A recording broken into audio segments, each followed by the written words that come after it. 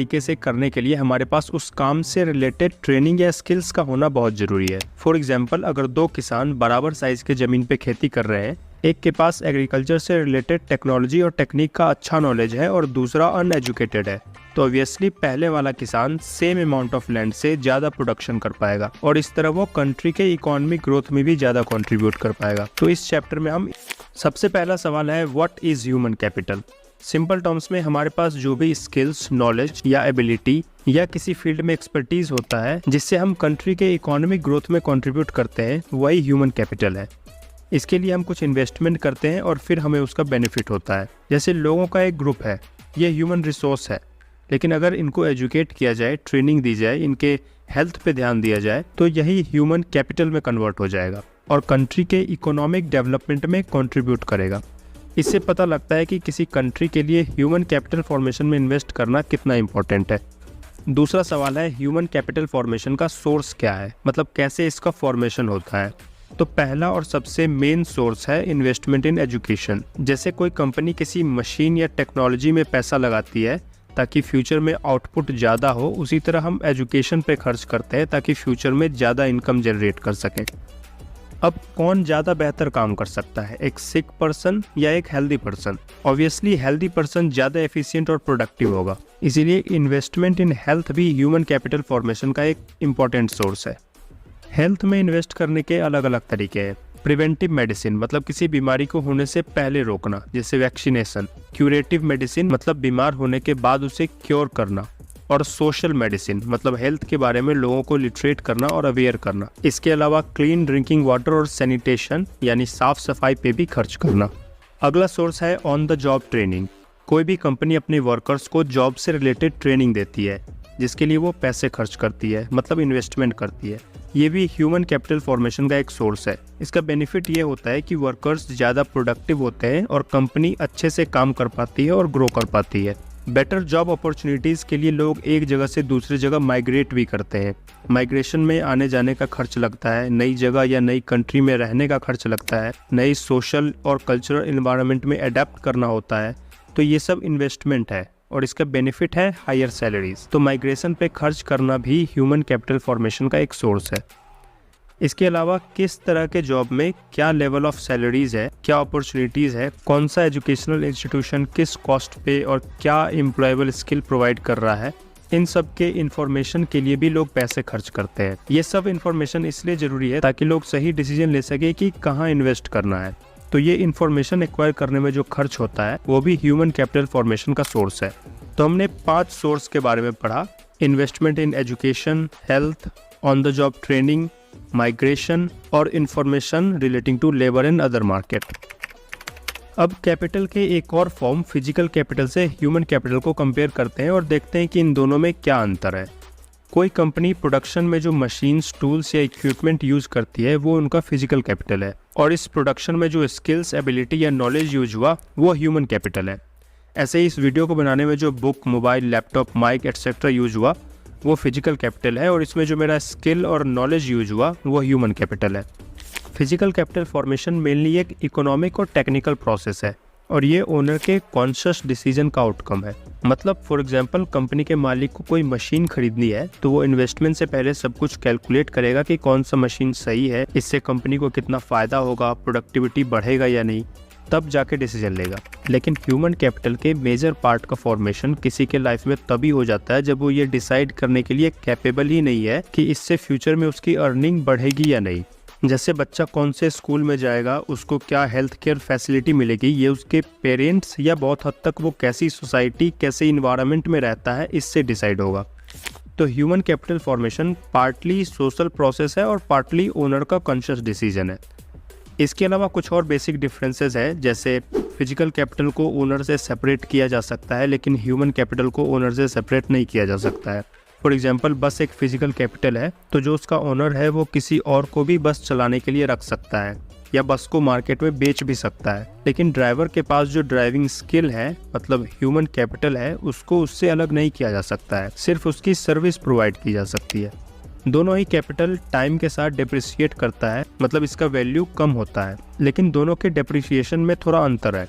Physical capital time के साथ खराब होता है और न्यू टेक्नोलॉजी के आने से आउटडेटेड भी हो जाता है, और ह्यूमन कैपिटल एज के साथ डिप्रिशिएट करता है। लेकिन हेल्थ और एजुकेशन के कंटिन्यूअस इन्वेस्टमेंट से इसे काफ़ी हद तक कम किया जा सकता है और न्यू टेक्नोलॉजी में अडेप्ट भी किया जा सकता है। फिजिकल कैपिटल सिर्फ प्राइवेट बेनिफिट क्रिएट करता है, लेकिन ह्यूमन कैपिटल ओनर के साथ साथ सोसाइटी को भी बेनिफिट देता है। एक एजुकेटेड और हेल्दी पर्सन हमेशा अपनी सोसाइटी और कंट्री के डेवलपमेंट में बेहतर कंट्रीब्यूट कर सकता है। अब ह्यूमन कैपिटल और इकोनॉमिक ग्रोथ के कंसेप्ट को समझते हैं। किसी कंट्री के इकोनॉमिक ग्रोथ का मतलब है उसका नेशनल इनकम यानी जीडीपी इंक्रीज हो रहा है, और जीडीपी तब इंक्रीज होगा जब लोगों की अर्निंग बढ़ेगी, और अर्निंग तब बढ़ेगी जब लोग प्रोडक्टिव होंगे। और हमने देखा कि education, health, on the job training, migration, job market information, इन सब में इन्वेस्टमेंट करने से लोगों की प्रोडक्टिविटी और इनकम जनरेटिंग कैपेसिटी बढ़ती है। मतलब ह्यूमन कैपिटल फॉर्मेशन में इन्वेस्ट करने से कंट्री की इकोनॉमिक ग्रोथ होती है। लेकिन ये कहना कि ह्यूमन कैपिटल बढ़ने से इकोनॉमिक ग्रोथ होगा ही, ये उतना क्लियर नहीं है, क्योंकि जनरली कोई भी डेटा क्वांटिटी कितना इंक्रीज हुआ ये तो बता सकता है, लेकिन क्वालिटी नहीं बता सकता है। फॉर एग्जांपल, अगर एजुकेशन सेक्टर में year of schooling, enrolment rate ये सब इंक्रीज भी हो रहा है, तो इससे ये नहीं पता चलेगा कि क्वालिटी ऑफ एजुकेशन क्या है। और अगर क्वालिटी अच्छी नहीं होगी तो स्टूडेंट्स उतने प्रोडक्टिव नहीं होंगे और उनकी अर्निंग इंक्रीज नहीं होगी। इसलिए बहुत डेवलपिंग कंट्रीज में देखा गया है कि ह्यूमन कैपिटल इंडिकेटर्स में तो बहुत तेजी से ग्रोथ हुआ, लेकिन रियल पर कैपिटा इनकम यानी प्रति व्यक्ति आय में उतनी तेजी से ग्रोथ नहीं हुआ। तो human capital formation economic growth के लिए बहुत ज़रूरी है, लेकिन इसके इंडिकेटर हमेशा एग्जैक्ट पिक्चर दिखाएं ये ज़रूरी नहीं है।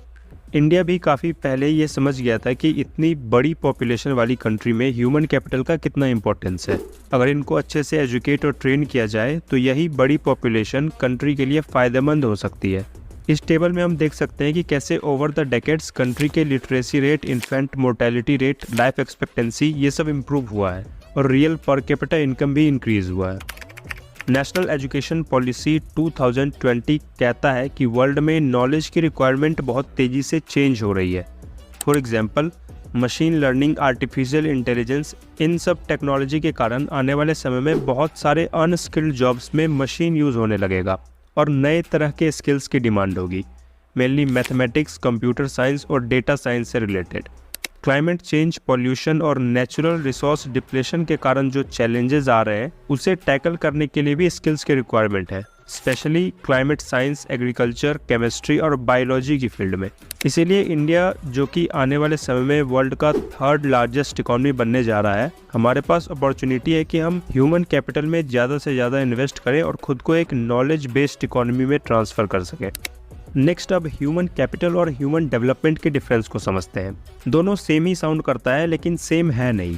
ह्यूमन कैपिटल का मेन फोकस होता है प्रोडक्टिविटी इंक्रीज करना। मतलब ह्यूमन कैपिटल के व्यू से अगर देखें तो अगर एजुकेशन और हेल्थ में इन्वेस्ट किया गया और उससे गुड्स या सर्विसेज का आउटपुट इंक्रीज नहीं हुआ तो वो इन्वेस्टमेंट अनप्रोडक्टिव है। लेकिन ह्यूमन डेवलपमेंट के व्यू में बेसिक एजुकेशन और बेसिक हेल्थ अपने आप में ही बहुत इंपॉर्टेंट है। तो अगर उससे लेबर प्रोडक्टिविटी नहीं भी बढ़ेगी तो कोई बात नहीं, बेसिक एजुकेशन और बेसिक हेल्थ केयर हर इंडिविजुअल का राइट है। अब देखते हैं कि इंडिया में ह्यूमन कैपिटल फॉर्मेशन का क्या कंडीशन है। हमने देखा कि ये सब ह्यूमन कैपिटल फॉर्मेशन का सोर्स है और इनमें से एजुकेशन और हेल्थ सबसे इम्पोर्टेंट है। इस चैप्टर में हम एजुकेशन सेक्टर को एनालाइज करेंगे, लेकिन उससे पहले सवाल है कि एजुकेशन और हेल्थ सेक्टर में गवर्नमेंट के इंटरवेंशन की क्या ज़रूरत है। इसका एक कारण यह है कि एजुकेशन और हेल्थ ऐसी चीज़ है जिसका बेनिफिट इंडिविजुअल के साथ साथ सोसाइटी को भी होता है। इसलिए इन सेक्टर्स में प्राइवेट और पब्लिक दोनों इंस्टीट्यूशंस देखने को मिलते हैं। प्राइवेट स्कूल या हॉस्पिटल भी है और गवर्नमेंट स्कूल या हॉस्पिटल भी है। दूसरा कि एजुकेशन और हेल्थ केयर का इम्पैक्ट लॉन्ग टर्म के लिए होता है और इसे आसानी से रिवर्स नहीं किया जा सकता है। फॉर एग्जाम्पल, अगर किसी बच्चे को एक बार ऐसे स्कूल या हॉस्पिटल में एडमिट कर दिया जाए जहां अच्छी सर्विस नहीं दी जा रही है, तो जब तक उसको वहां से हटाकर अच्छे जगह शिफ्ट किया जाएगा काफ़ी नुकसान हो चुका होगा। और हर इंडिविजुअल के पास इतना नॉलेज भी नहीं होता है कि किस कॉस्ट पे कैसी क्वालिटी ऑफ सर्विस मिलनी चाहिए, जिस कारण प्राइवेट इंस्टीट्यूशंस लोगों का एक्सप्लॉयटेशन करने लगते हैं। आज भी प्राइवेट स्कूल्स या हॉस्पिटल के चार्जेस कितने ज़्यादा होते हैं ये सबको पता है। तो यहाँ गवर्नमेंट का रोल है ये इंश्योर करना कि प्राइवेट इंस्टीट्यूशंस एक required standard of service provide करें और कॉस्ट भी सही रखें, एजुकेशन सेक्टर में national council of educational research and training, university grants commission और हेल्थ सेक्टर में Indian council of medical research, ये सब कुछ ऑर्गेनाइजेशंस हैं जो अपने अपने सेक्टर में इंस्टीट्यूशंस को रेगुलेट करते हैं। इसके अलावा इंडिया में अभी भी बहुत से लोग पॉवर्टी लाइन से नीचे हैं और वो एजुकेशन और हेल्थ केयर अफोर्ड नहीं कर सकते हैं। और अगर गवर्नमेंट के अकॉर्डिंग बेसिक एजुकेशन और हेल्थ केयर सभी का राइट है, तो ये गवर्नमेंट की रिस्पॉन्सिबिलिटी है कि वो डिजर्विंग सिटीजन्स को ये सब फ्री ऑफ कॉस्ट प्रोवाइड करे। तो बच्चों, अगर आपका भी सपना IIT, तो ये सब फ्री ऑफ कॉस्ट प्रोवाइड करे। एजुकेशन पे गवर्नमेंट कितना खर्च करती है ये वो दो तरीके से बताती है। एक की गवर्नमेंट के टोटल एक्सपेंडिचर का कितना परसेंटेज एजुकेशन पे खर्च हो रहा है और दूसरा की ग्रॉस डोमेस्टिक प्रोडक्ट का कितना परसेंटेज एजुकेशन पे खर्च हो रहा है। पहले से ये पता लगता है कि गवर्नमेंट अपने स्कीम्स में एजुकेशन को कितना इंपॉर्टेंस दे रही है और दूसरे से पता लगता है कि किसी कंट्री में लोगों के इनकम का कितना परसेंटेज एजुकेशन के डेवलपमेंट में जा रहा है। ओवर द ईयर्स ये दोनों नंबर्स ओवरऑल इंक्रीज ही हुआ है। इंडिया में स्टेट्स के बीच में भी एजुकेशन स्टेटस और अपॉर्चुनिटी का बहुत अंतर है और उसका रीज़न है कि हर स्टेट एजुकेशन पे कितना खर्च करता है उसमें बहुत डिफरेंस है। जैसे 2014-15 के डेटा के हिसाब से हिमाचल प्रदेश का पर पर्सन पर ईयर एजुकेशन पे 34,651 रुपये खर्च कर रहा था। वहीं बिहार जैसे स्टेट में ये नंबर सिर्फ 4,088 था। अलग अलग कमेटी ने रिकमेंड किया है कि हमें एजुकेशन पे कितना खर्च करना चाहिए। जैसे 1964-66 में एजुकेशन कमीशन ने रिकमेंड किया कि हमें कम से कम GDP का 6% एजुकेशन पे खर्च करना चाहिए, लेकिन करंट में देखो तो ये 2.9% है। 1999 में तपस मजुमदार कमेटी ने ये अनुमान लगाया कि सभी 6 से 14 साल के बच्चे को एजुकेशन देने के लिए हमें अगले 10 साल में लगभग 1.37 लाख करोड़ रुपए खर्च करना होगा। 2009 में गवर्नमेंट ने एक एक्ट पास किया जिससे 6 से 14 साल के सभी बच्चों के लिए फ्री एजुकेशन उनका फंडामेंटल राइट बन गया। इसके अलावा government 4% health and education cess भी लगाती है। सेस एक तरह का टैक्स होता है जो किसी स्पेसिफिक पर्पस के लिए लगाया जाता है और उसी के लिए यूज भी किया जाता है। हायर एजुकेशन को प्रमोट करने के लिए गवर्नमेंट स्टूडेंट्स को लोन भी प्रोवाइड करती है। इन सब चीज़ों का फ़ायदा भी हुआ। एजुकेशनल अचीवमेंट्स को जनरली हम अलग अलग लिटरेसी रेट्स में मेजर करते हैं, जैसे male adult literacy rate, female adult literacy rate, 15 से 24 एज की पॉपुलेशन यानी यूथ लिटरेसी रेट। तो ओवर द डेकेड्स इन सब के नंबर्स भी इम्प्रूव हुए हैं। फ्यूचर प्रोस्पेक्ट्स की बात करें तो एजुकेशन फॉर ऑल अचीव करना अभी भी बहुत दूर है। आज भी इंडिया में उतने लोग इलिटरेट है जितनी आज़ादी के समय इंडिया की पॉपुलेशन थी।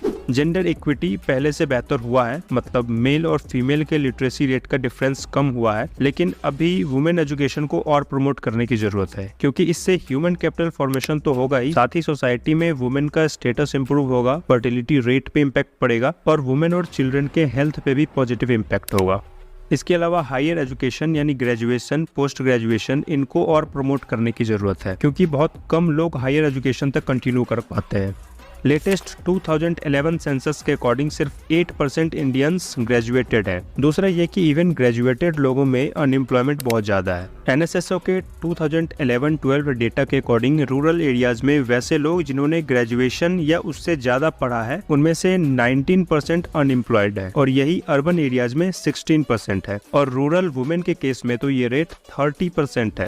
लेकिन अर्बन और रूरल एरियाज में जो प्राइमरी लेवल तक पढ़ा यूथ है उनमें से सिर्फ 3 to 6% ही अनएम्प्लॉयड है। इसका एक कारण ये हो सकता है कि जनरली हायर एजुकेशन के बाद लोग इनफॉर्मल जॉब, मतलब labour, street vendor, construction worker, ये सब काम नहीं करना चाहते हैं और उनको फिक्स्ड सैलरी वाला कोई डिसेंट जॉब मिलता नहीं है, क्योंकि या तो उनमें स्किल्स नहीं है या उतने जॉब्स क्रिएट नहीं हो रहे हैं। इसीलिए गवर्नमेंट को हायर एजुकेशन में इन्वेस्टमेंट बढ़ानी चाहिए और हायर एजुकेशन इंस्टीट्यूशंस के स्टैंडर्ड को भी इम्प्रूव करना चाहिए, ताकि वो स्टूडेंट्स में ऐसे स्किल्स डेवलप करवा सकें जिसकी जॉब्स में रिक्वायरमेंट है।